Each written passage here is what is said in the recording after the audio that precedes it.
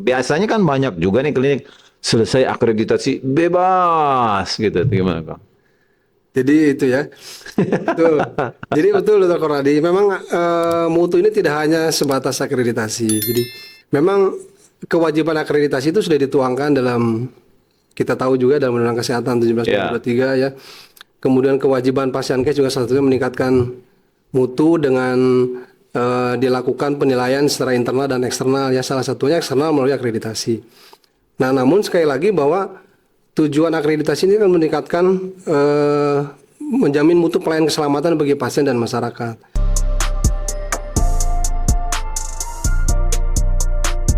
Assalamualaikum warahmatullahi wabarakatuh. Alhamdulillah hari ini kita kedatangan seorang tamu yang luar biasa. Sehari-hari berkecimpung di kegiatan sosial sebagai tim Tagana ID, juga sebagai seorang pemilik klinik Metro Medica dan juga sebagai surveyor dan tak kalah pentingnya adalah sebagai seorang manajer di rumah sakit. Ya, kita kedatangan tamu yang luar biasa spesial, Dr. Encep Abdul Wahab Mars. Assalamualaikum dok, apa kabar? Dr. Encep, bisa diceritakan dan dikenalkan dulu siapa dan aktivitas apa sekarang dok yang sedang dilakukan dan disiapkan dalam waktu dekat kira-kira apa dok? Ya, baik, terima kasih Dr. Konadi. Assalamualaikum warahmatullahi wabarakatuh. Assalamualaikum. Ya, ini terima kasih sebelumnya sudah diundang ke podcast Dr. Konadi SPJP, luar biasa ini. Harusnya saya yang di sana ya. Jadi saya perkenalkan, selamat siang teman-teman dan sobat setia online. Saya Dr. Encep Abdul Wahab. Saat ini saya sebagai praktisi sekaligus pimpinan di FKTP Klinik Pratama Metro Medica sejak tahun 2009. Jadi kurang lebih sekitar 16 tahun. Oh, lama Saya juga sebagai saat ini sebagai surveyor dan verifikator sejak tahun 2023 di Lembaga Penyelenggara Akreditasi yang sudah terakreditasi internasional ISKUA di tahun 2025. Mungkin itu perkenalan saya. Terima kasih. Dokter Encep sebagai seorang praktisi, apa sih kira-kira yang dulu melandasi Dokter Encep untuk membangun klinik? Iya, jadi tentu saya sebagai dokter memiliki keinginan ya untuk mengembangkan bagaimana peran saya sebagai dokter ini bisa bermanfaat terutama di wilayah lingkungan kerja ya sekitar. Lalu kemudian muncul ide untuk melakukan membangun sebuah klinik begitu. Dari awal berarti dok? Iya, dari awal memang kita mulai dari praktek pribadi ya, pribadi karena waktu itu regulasi izin cukup susah tuh. Dokter Kor tahu sendiri lah ya. Jadi sebenarnya waktu itu kita ini mau praktek di tempat lain juga sudah beberapa kali ya. Tapi terus kita ya udah kita coba untuk mendirikan klinik. Apa enggak ada kira-kira motivasi? Oh, dulu saya rasanya sulit banget mau berobat. Saya dari dokter saya membantu orang praktek sendiri dan lain sebagainya. Ada motivasi itu? Ya, tentu ada. Jadi memang kalau kita lihat memang di tahun 2009 itu ya pelayanan klinik memang sudah mulai marak banyak ya. Nah, jadi salah satu cara bagaimana kita memberikan pelayanan optimal kepada masyarakat terkait dengan kemudahan akses pelayanan itu ya salah satunya mencoba membuat klinik begitu.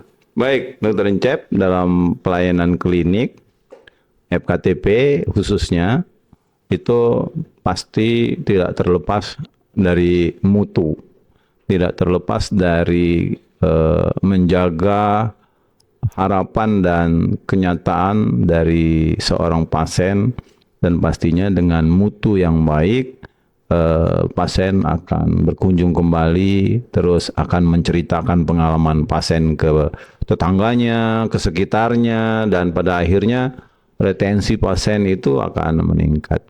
Dan pastinya pembicaraan kita hari ini karena Kang Encep adalah seorang surveyor yang sudah malang melintang terkait dengan menjaga mutu di FKTP, dan sebagaimana kita ketahui bahwa mutu adalah bagian yang sangat penting dari seorang dari klinik yang kita harapkan untuk terjaga. Menurut dokter, apa sih makna mutu di FKTP itu sendiri? Ya, baik, Dr. Konadi. Jadi betul mutu pelayanan ini sangat penting ya dalam proses sebuah layanan kesehatan di FKTP. Karena untuk menghasilkan suatu keluaran atau outcome yaitu kepuasan pasien. Jadi kita juga perlu melihat ada dimensi mutu yang ada dalam pelayanan, yaitu antara lain dari mulai efektivitas ya. Jadi efektivitas pelayanan, prioritas untuk peningkatan kesehatan masyarakat, kemudian efisiensi ya. Jadi artinya pelayanan optimal namun harga bisa terjangkau.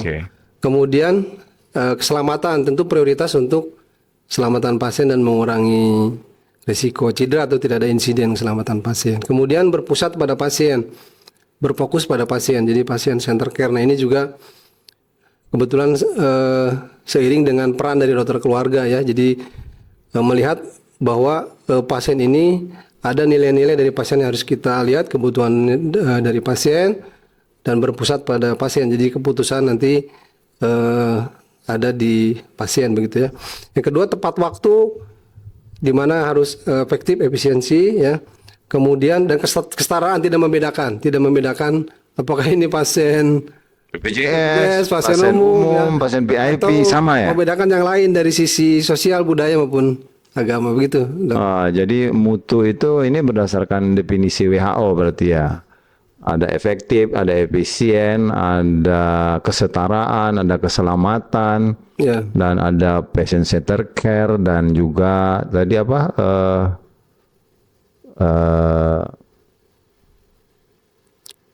Akses ya, jangan lupa bahwa yang penting dan saya lihat di sini adalah seperti patient center care. Nah, ini PCC. Berarti semua, kalau dulu kan dokter oriented. Apa-apa kata dokter, apa-apa pendapat dokter, dan lain. Sekarang patient center, semua berpusat kepada pasien. Di situ ada hubungan keluarga, ada penjelasan yang baik, ada kenyamanan dan lain sebagainya. Sebenarnya yang paling penting dari patient center care ini apa sih, Kang? Ya.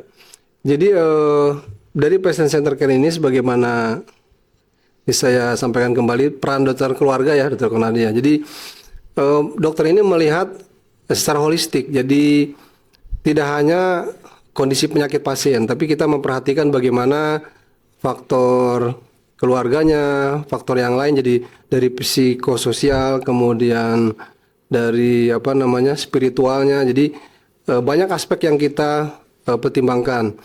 Jadi karena ini yang mempengaruhi derajat kesehatan pasien ini juga tidak hanya dari sisi penyakit saja begitu. Jadi banyak yang terlibat, mulai dari kenyamanan, mulai dari informasi, mulai dari psikososial dari keluarga, dan yang pasti keberlanjutan antara pasien perawatan yang satu dengan perawatan yang berikutnya itu kalau PCC. Jadi sekarang sepertinya tidak berpusat pada semua mutlak dokter di situ. Jadi sekarang pusatnya ada pemberi pelayan asuhan, itu semua pusatnya ke pasien berarti ya. Ada dokter, ada gizi, ada ini. Nah, kalau di klinik itu gimana, Kang?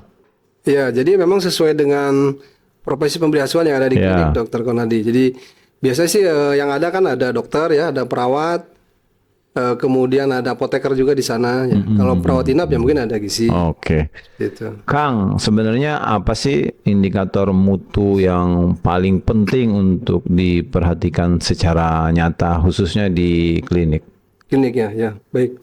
Jadi kalau indikator mutu di klinik sendiri ya memang sudah kita tahu bersama bahwa sudah ada ketentuan di Permenkes 30/2022 itu memang ada 4 itu ya.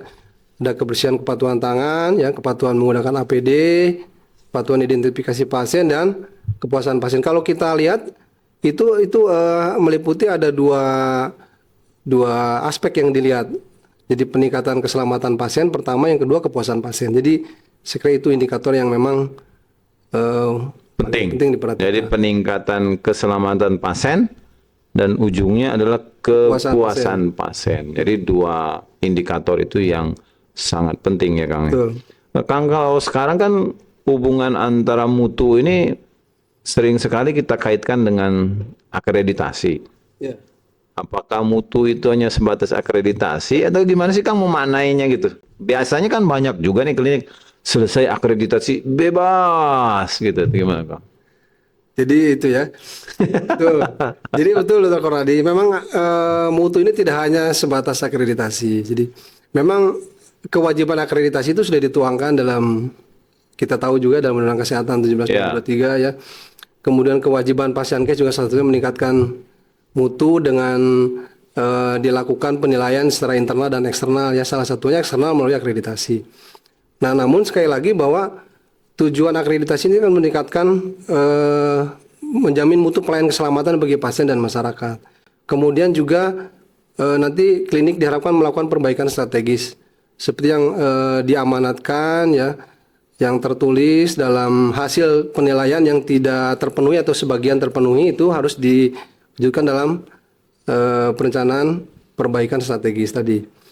Artinya bahwa ketika akreditasi itu baru dimulai itu komitmen mutu. Akreditasi berarti bukan akhir, tapi baru dimulai. Akhir, baru dimulai. Jadi saya kira tidak cukup hanya dengan akreditasi. Seperti itu. Iya, karena pada kenyataannya akreditasi paripurna.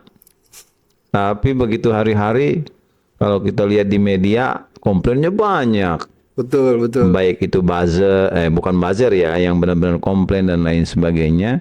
Ataupun begitu kita melihat, ini kok kliniknya begini, paripurna, benar gitu. Atau gimana sih Kang secara realnya seperti itu?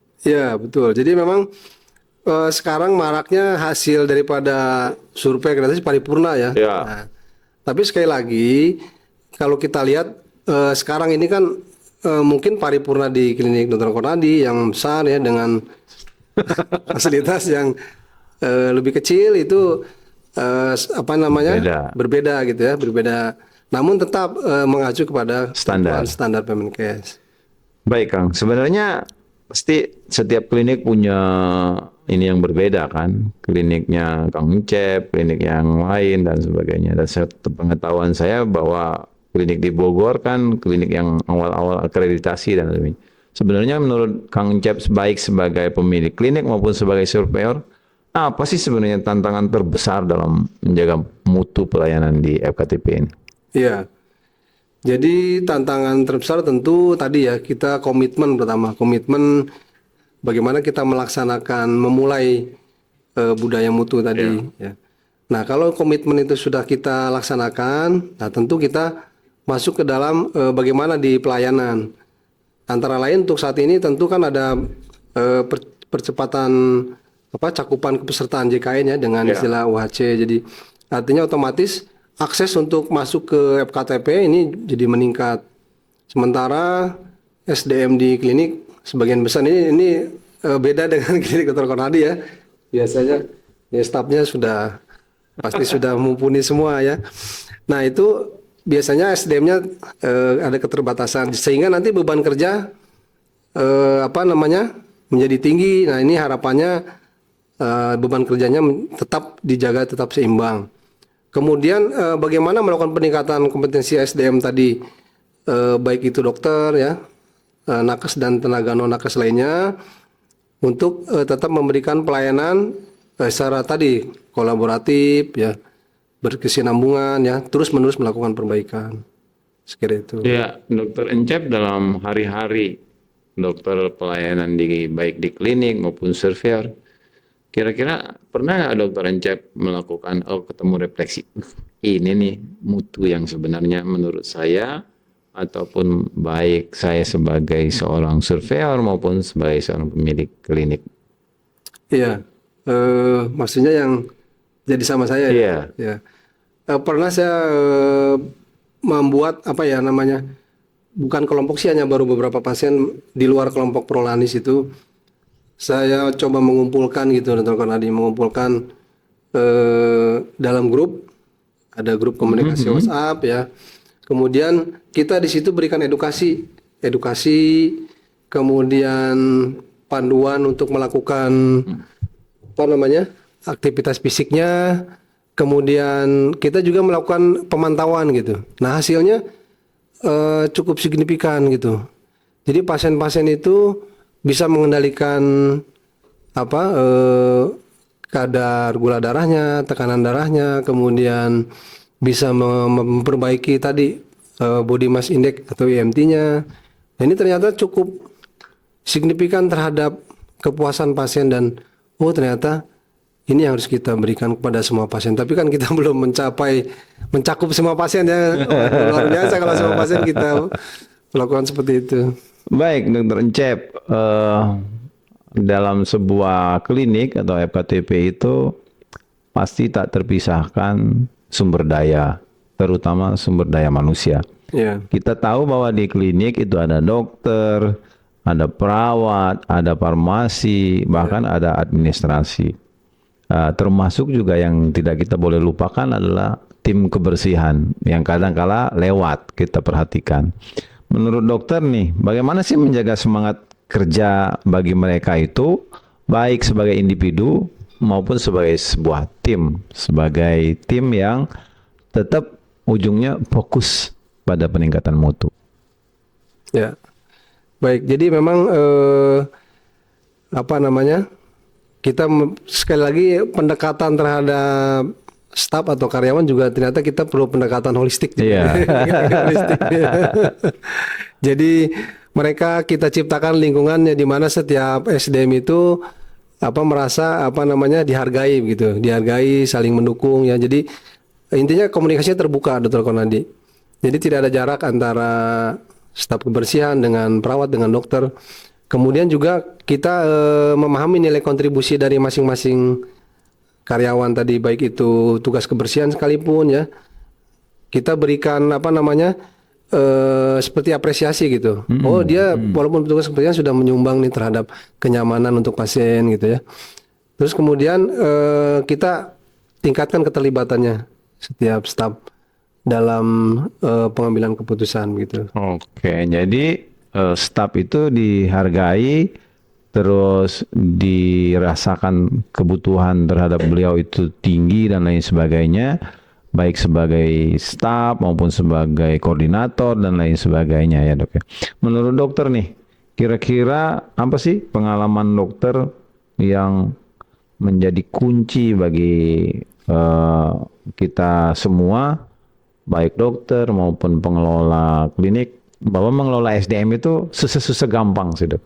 Ada yang baru masuk, take overnya, bulan depan udah berhenti. Luar, ya kan? Betul. Ini udah ngajarinnya mutu susah-susah, bulan depan berhenti. Ada yang dia nggak mau maju dan lain sebagainya. Ada dokter yang misalnya, saya pokoknya nggak mau terlibat dah urusan mutu, misalnya mau praktek doang. Ada nggak sih pengalaman dokter bisa bagi ke kita? Pokoknya saya di take over di klinik kecil sedikit, makanya pasiennya tim saya ya terus maju dan berkembang. Kira-kira apa sih pengalaman yang bisa dokter bagi untuk mengelola itu? Ya betul sekali Dr. Konadi. Jadi memang di klinik turnovernya juga tinggi juga ya, karena mungkin berbeda ya gaji antara di klinik, di rumah sakit ya, apalagi di perusahaan besar. Jadi tadi kuncinya saya sih lebih fokus kepada komunikasi terbuka. Yeah. Jadi komunikasi terbuka ya. Mencoba walaupun dia baru gitu, kita ajak komunikasi kontribusinya ada terhadap tujuan dari klinik. Terus tadi penghargaan dan apresiasi kita juga berikan ya. Walaupun dia baru kita berikan apresiasi. Baik itu apresiasi yang formal ya, yang memang sudah ketentuan klinik, ataupun memang kita cukup ucapan terima kasih secara sederhana gitu. Di depan teman-teman acara yang bulanan lain, gitu, ada reward, karyawan teladan gitu. Itu cukup memberikan ini juga. Berarti lumayan juga nih, misalnya hadiahnya sekarang emas 1 gram gitu. Ya seperti itu. Jadi dukungan-dukungan ini juga untuk dikembangkan. Oh, ini nanti kamu kalau dari sini bagus, nanti kamu bisa jadi di bagian lain. Nah, itu juga kita berikan informasi, termasuk salah satunya kesejahteraan juga ya. Kalau terkait dengan mutu, berarti semua SDM yang masuk ke klinik itu langsung bahwa kita semua SDM tidak terlepas dari urusan mutu misalnya gitu. Itu udah mulai di warning dari awal tuh gimana Kang? Karena saya mah nggak mau mau ngomong terlibat mutu gimana? Itu kalau pengalaman Kang Cep gimana? Ya, jadi memang kita di awal sudah sampaikan ketika staf ini mau masuk gitu ya. Itu penting, Dokter Konadi. Jadi mereka harus betul-betul terlibat. Nah, jadi siapapun. Jadi karena komitmen mutu itu Komitmen semuanya. semuanya. Jadi dari mulai pimpinan sampai tugas kebersihan istilahnya. Iya Kang, biasanya kan begini Kang, menularkan apa yang ada di pimpinan sampai ke level terbawah itu yang sulit. Ya, betul. Karena kan boleh jadi pimpinannya paham, boleh jadi pimpinannya komit dan lain sebagainya. Tapi begitu sampai di level pelaksana di karyawan, saya nggak mau banyak terlibat. Pokoknya habis kerja pulang Itu gimana Kang membangun itu rasa kepemilikan buat semua karyawan itu? Iya, ya. Memang tidak mudah sih. Jadi kita coba lakukan pendekatan-pendekatan ya. Jadi kita tadi kita melakukan juga analisa terhadap kebutuhan-kebutuhan kira-kira apa sih yang untuk meningkatkan kepercayaan diri seorang karyawan di unit itu gitu. Apakah komunikasi ya. Nah, kemudian kita juga nanti susun tuh misalkan di unit 1, unit 2, misalkan di pendaftaran dia kurang percaya diri nih gitu ya. Nah, kita berikan pelatihan internal seperti itu untuk cara komunikasi yang Menaikkan mutunya, supaya dia bisa lebih percaya diri memberikan pelayanan. Seperti itu sih. Baik Kang. Sederhana saja. Selain SDM biasanya kan nggak terlepas dari mutu itu soal SAPRAS, prasarana dan sarana dan prasarana serta bangunan. Menurut banyak kan masyarakat yang menilai mutu itu terkait dengan tampilan dari fisik bangunan. Menurut Akang sebagai surveyor nih, seberapa besar sih pengaruh fasilitas dan kenyamanan ruangan, baik ruang praktek, ruang tunggu, terutama kebersihan toilet dan lain sebagainya terhadap mutu dan kepuasan pasien? Iya, baik. Jadi memang betul ini sangat besar pengaruhnya terhadap mutu pelayanan ya. Karena satu tadi dari kenyamanan fasilitas. Jadi fasilitas yang bersih, ya, rapi, kemudian terawat ini sangat memberikan pengalaman yang positif buat pasien. Terutama terkait tadi fasilitas toilet dan lain-lainnya. Kemudian juga kelengkapan fasilitas, Dr. Konadi. One stop service gitu. Jadi ini seperti klinik insan ini. Jadi ada belanja sembako, bisa langsung berobat ya. Jadi bisa juga nih ada yang lain gitu, fasilitas yang lain. Terus sarana penunjang tadi juga salah satunya, misalkan tempat parkirnya kan luas, itu juga ada, misalnya ada tempat main anak ya, itu juga cukup berpengaruh terhadap kepuasan pasien. Jadi fasilitas itu memang sangat menunjang ya terkait dengan itu. Nah, kalau di akreditasi kan ada standar fasilitas dan lain sebagainya. Apakah menurut Kang Cep baik sebagai pemilik klinik ataupun sebagai survei, apakah standar fasilitas itu udah cukup ideal untuk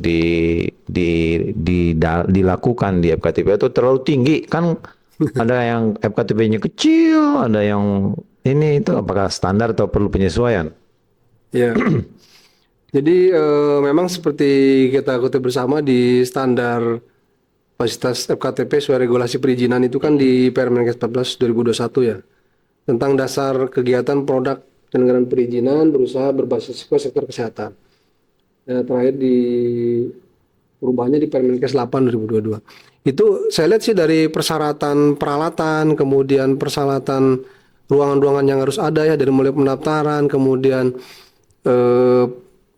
poli-poli layanan, kemudian tempat kajian, termasuk ruang-ruang pelayanan emergensi ya, ruang ASI menyusui dan ruang-ruang lainnya ya, termasuk fasilitas penunjang. Saya kira itu sudah sangat ideal untuk memberikan suatu layanan yang bermutu.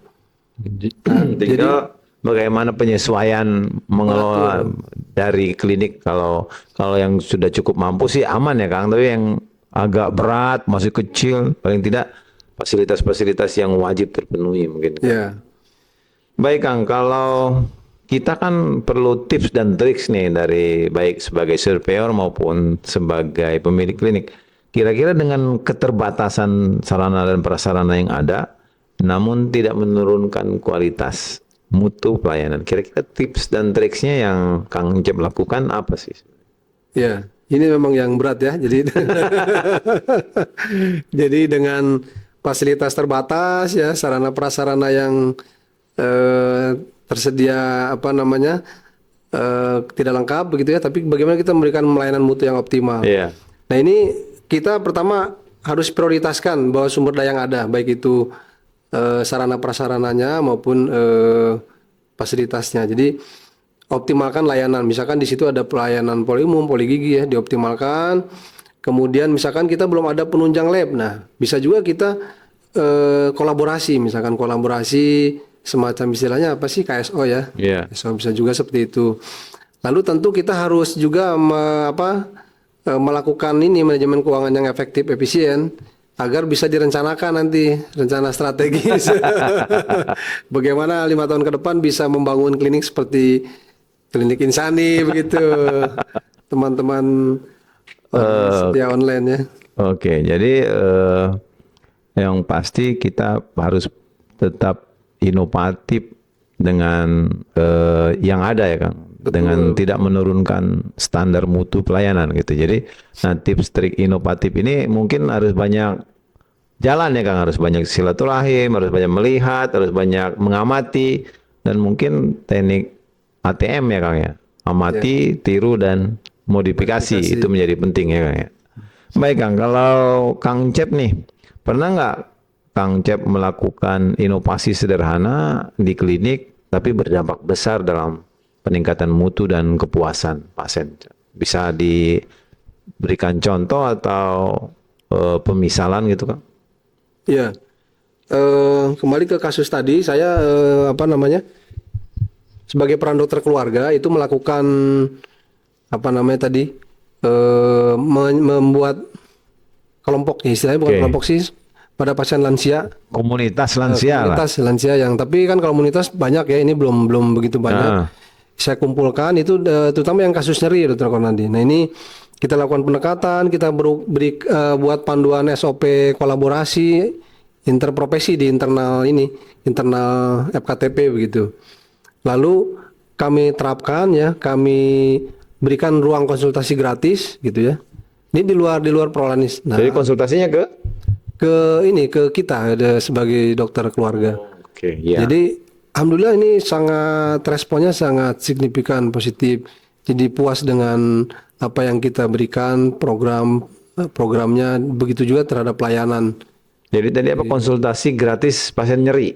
Ya beberapa orang yang ada komunitas gitu ya. Nyerinya nyeri apa? OA, Lansia rheumatoid, ini kan lansia. lansia ini nyeri-nyeri yang sifatnya degeneratif ya. Ya. OA ya, kemudian nyeri-nyeri apa low back pain gitu ya, seperti itu sih. Oke, jadi itu luar biasa ya. Jadi ngumpulin komunitas lansia nyeri gitu.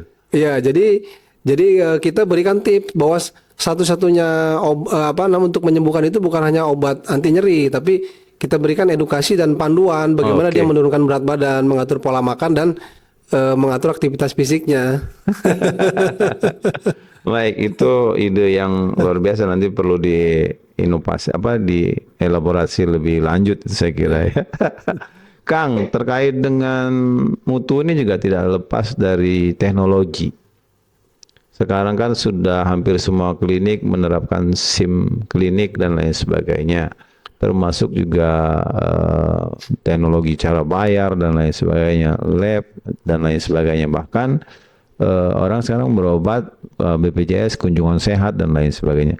Menurut Kang Cep tuh teknologi yang pas sekarang tuh seperti apa sih? Baiknya seperti kalau dulu kan orang ngantri sendal di klinik, sekarang rumah sakit apalagi. Kalau sekarang kan sudah tidak kita temui lagi ngantri sendal atau bahkan sekarang klinik dan rumah sakit senyap.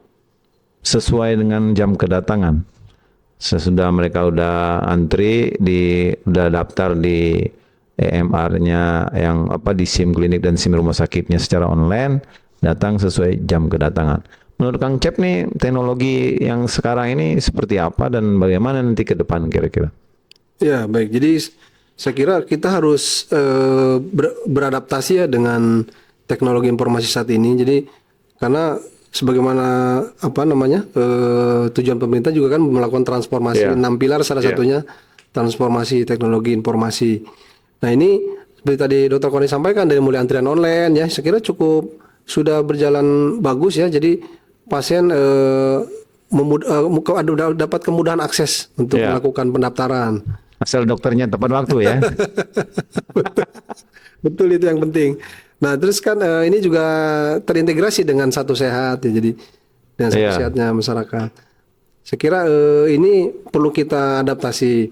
Kemudian teknologi informasi kan juga kita terapkan buat analisa pelaporan data ya, termasuk keuangan dan lainnya. Saya kira ini sangat perlu kita adaptasi dan terapkan gitu. Jadi intinya kita harus beradaptasi dengan teknologi. Jadi sudah waktunya semua klinik mengadop teknologi untuk membantu pelayanan, termasuk meningkatkan mutu layanan. Karena biasanya kan kalau pakai teknologi data lebih gampang tuh Kang.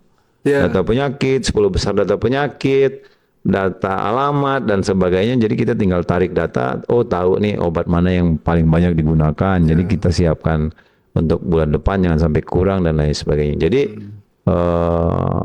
mau tidak mau ya Kang ya. Betul. Untuk teknologi informasi termasuk SIM klinik dan lain sebagainya kita harus punya ya. Harus adopsi dan SDM mau tidak mau juga harus ngikut ya. Baik. Betul. Di kliniknya Kang Cep sudah ini ya Kang, sudah full dari depan belakang pakai teknologi, pakai digitalisasi udah. Ya sudah, tapi belum semua sih ya. Jadi kita sudah mulai. Termasuk laporan pajak ya.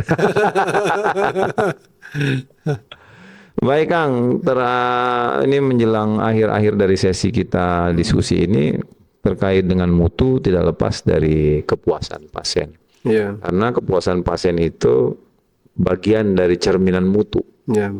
Bagaimana cara klinik itu mengukur kepuasan pasien secara objektif? Ya, baik. Jadi kepuasan pasien yang kita ukur di FKTP itu tentu satu dengan melakukan survei kepuasan pasien, sebagaimana sudah ada juga di akreditasi itu dari mulai formnya, semua sudah ada di Permenpan RB ya tahun 2017 itu. Nah itu tinggal kita modifikasi saja. Jadi bentuknya bisa dalam bentuk Google Form misalkan ya. Kita berikan barcode, jadi pasien tinggal barcode aja. Atau kita juga melakukan konseling wawancara pada pasien-pasien yang memang kita sudah berikan pada kelompok tertentu tadi, seperti yang saya lakukan. Kita lakukan wawancara, bagaimana nih pengalaman positifnya, apa yang Anda dapatkan. Nah itu testimoni lah ya berarti. Ya, testimoni. Kemudian juga pengumpulan umpan balik secara real time. Jadi umpan balik dari pasien, baik itu keluhan, saran, kritik, masukan. Pada saat itu dia berobat. Jadi di ujungnya ya Kang, begitu dia berobat, mulai dari pendaftaran, farmasi terima obat atau bayar, langsung survei. Ya betul. Jadi kita terima saran kritiknya, karena mereka kan bisa menyampaikan lewat Google Review, lewat langsung, lewat tertulis. Nah ini nanti kita harus analisa, memang harus ada PIC-nya juga, PIC, dan ada juga nanti alur-alur penanganan gitu ketika ada keluhan. Kalau misalnya di kliniknya Kang Cep atau di ini, idealnya sih berapa pasien sehari yang kita naikkan atau kita mintakan survei pendapat dari kepuasan pasien ini? Maksudnya untuk dari 90 misalnya atau 100 yang berobat, satu kan kita pasti narik untuk Google Review misalnya. Yeah. Yang kedua kita pakai untuk testimoni buat yang lainnya. Idealnya perlu nggak tiap hari kita minta survei, tim survei kita melakukan itu, atau cukuplah sebulan sekali ambil untuk data survei gitu, atau gimana idealnya? Ya idealnya memang kita ada tim, jadi tim itu nanti melakukan tadi survei kepuasan. Jadi tidak hanya 1 bulan sekali, jadi seperti itu. Oke. Jadi supaya nanti setiap unit bisa dapat penilaian dari pasien. Jadi semua unit ya, bukan di bagian akhir misalnya udah. Jadi isi surveinya harus mencakup semua unit. Semua unit, semua layanan. Baik Kang, jadi menurut Kang Encep ini yang paling sering membuat pasien itu merasa nyaman, merasa puas itu apa sih? Pak dokternya, kalau di kliniknya Kang Encep, atau overview dari pendekatan perawat yang ramah, atau yang penting sembuh juga udah menyenangkan. Yang mana sih Kang menurut pengalaman Kang Encep? Iya, betul. Memang sebenarnya simpel ya. Pasien itu pertama dia harus mudah aksesnya untuk berobat. Yang kedua, Maksudnya mudah gimana Kang? ya artinya Parkir gitu. artinya dari mulai mengakses ke kliniknya, jadi akses untuk menuju ke klinik juga mudah. Yang kedua dari cara pendaftaran tidak Tidak ribet lah. ribet gitu ya. Pokoknya saya daftar begitu walaupun pasien banyak dia cepat Gampang. melayani kan seperti itu biasanya. Terus kemudian tentu komunikasi efektif antara pemberi pelayanan dari mulai pendaftaran sampai dengan Sampai dokter, perawat, belakang. sampai belakang memberikan obat itu saya kira perlu interaksi komunikasi yang baik. Nah terakhir tentu goalnya tadi sembuh. Nah itu sih biasanya. Sering kali sih Kang ya, kita tuh tim semua udah oke tuh, udah oke. Mulai dari pendaftaran sampai dokter sampai farmasi. Sering kali itu udah oke. Tapi begitu diparkir, dasar tukang parkir nih nggak bener nih. Kan sering kali begitu. Parkirnya nggak diarahin, terus dimintain biaya lah, nggak dibantuin. Kadang-kala kita lupa tuh ya Kang. Sudah diatur benar-benar mulai dari tim kita pendaftaran sampai belakang. Tukang parkir yang juga bagian dari kita kadang lupa kita ini kan. Atau juga tim toilet. Nah, tim toilet kok udah nggak bener ini dan lain sebagainya. Kadang-kala itu juga hal-hal kecil yang sering lupa oleh pemilik klinik ataupun pimpinan. Menurut Kang Cep gimana sih? Ya betul. Itu kadang-kadang kita suka lupakan hal itu ya. Jadi memang sekali lagi tadi kalau kita kembali ke proses akreditasi, memang setiap pelayanan itu pasti ada keluhan. Yang penting kita melakukan terus perbaikan. Jadi perbaikan jangan lupa ya Kang. Betul. Terus menurut Kang Encep nih terkait dengan kepuasan ini, bagian yang paling sering menimbulkan komplain itu bagian apa sih Kang? Pengalaman Kang Encep? Ya. Jadi pertama biasanya di antrian pendaftaran ya. Itu yang kalau memang jam-jam ramai padat. Jam-jam sibuk. Nah, itu biasanya. Yang kedua biasanya di akhir juga, Pak Dok. Jadi di akhir pemberian obat ya. Nah, ini padahal kan sebenarnya ada respon time obat juga ya. Kalau tidak salah tuh yang non racik itu 30 menit, yang racik 60 menit. Tapi kan pasien Nggak ngerti, kadang-kadang, nggak paham dia. nah, begitu selesai saya maunya dapat obat langsung gitu. Tapi tetap kita berikan penjelasan. Kalau komplain, saya mau minta rujukan susah banget nih, atau sudah sakit susah banget nih, gimana tuh Kang? Ya itu satu PR juga buat kita. Kita ya harus memberikan edukasi juga. Nah sebetulnya kita tanya, loh kenapa Bapak ini kok mau dirujuk? Nah kadang-kadang pasien juga belum paham ya bagaimana prosesnya, apakah penyakit ini semuanya harus dirujuk. Nah kita beri penjelasan sih biasanya. Oh, jadi Tapi memang itu yang jadi masalah utama yang tidak mudah itu. jadi edukasi balik lagi ya Kang. Edukasi yang paling Walaupun penting. perlu waktu ya, Iya. sabar. Kalau di kliniknya Kang Cep ada nggak tim khusus menangani komplain? Ada. Ada ya, jadi ada PIC komplain yang pasien ribut-ribut komplain. Jangan di situ ditarik gitu ke tempat khusus pelayanan komplain gitu kan. Iya biasanya sih kalau tergantung tadi yang menyampaikan keluhan. Ah, Kalau yang pada saat itu bisa ditangani langsung oleh tim atau unit yang dikomplain biasanya selesai di situ. Tapi kalau memang kasusnya tidak selesai dia akan naik nanti langsung ke pelayanan atau langsung ke saya sendiri gitu. baik, masuk ke bagian akhir dari diskusi kita Kang terkait dengan harapan dan kolaborasi. Jika diberi keleluasaan penuh nih Kang Encep sebagai pimpinan, di klinik dokter dan sebagainya. Apa sih aspek mutu mana yang ingin dokter benahi dan mengurangi komplain? Karena kan ujungnya komplain. Betul. Karena kalau dari penelitian kan yang paling sering itu komunikasi, baik komunikasi perawat, komunikasi sejawat ke pasien, ataupun waktu tunggu yang panjang. Itu dua itu yang paling sering. Komunikasi, waktu tunggu. Nah, menurut Kang Cep nih yang paling ingin dibenahi dari semua itu apa sih? Atau akses ke klinik atau akses berobat? Ya, saya setuju dengan Dr. Konadi. Jadi memang satu tadi komunikasi efektif dan waktu tunggu. Nah, kembali lagi kepada tadi dua hal tadi kan sebetulnya kita perlu tadi memberikan tadi ya analisa evaluasi terhadap Ya. unit-unit layanan kita. Apakah memang kadang-kadang keluhan itu kita harus identifikasi juga, Pak Dok. Apakah betul ini pasien ini mengalami kejadian seperti ini ya? Setelah betul kita pastikan, oh ternyata apakah ini memang kendalanya di komunikasi. Nah ini nanti tentu kita harus perbaiki. Setuju saya di dua itu memang yang paling krusial ya, komunikasi dengan waktu tunggu. Nah waktu tunggu ini kan pasiennya sekarang tahu sendiri ya, dengan apalagi kapitasi klinik Insani, wah ini luar biasa ini antriannya. Prioritas waktu tunggu. Dokter Encep, menurut dokter nih, kan beban administrasi kita banyak, ya kan? Ya, Laporan ini, laporan itu, terus targetnya juga tinggi nih, harus store, harus laporan, harus ini. Tapi pasti kita tidak bisa mengenyampingkan mutu nih. Jadi memang balik lagi nih kan SDM kita harus dipahamkan. Pengalaman dokter nih, kita klinik misalnya target KBK, ya kan? Target apa tuh?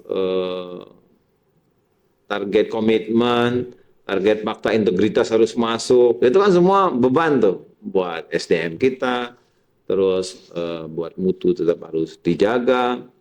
Itu gimana dokter sebagai pemilik klinik dan arahan kalau dokter survei nanti menyeimbangkan itu.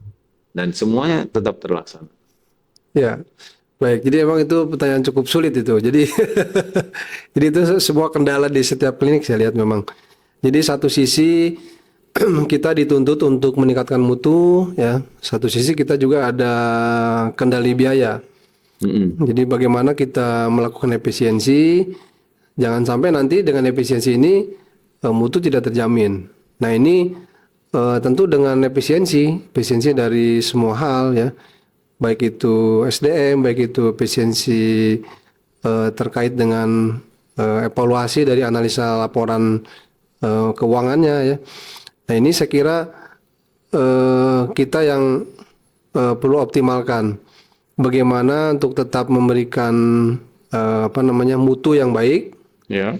Tadi tercapai KBK, komitmennya terpenuhi ya.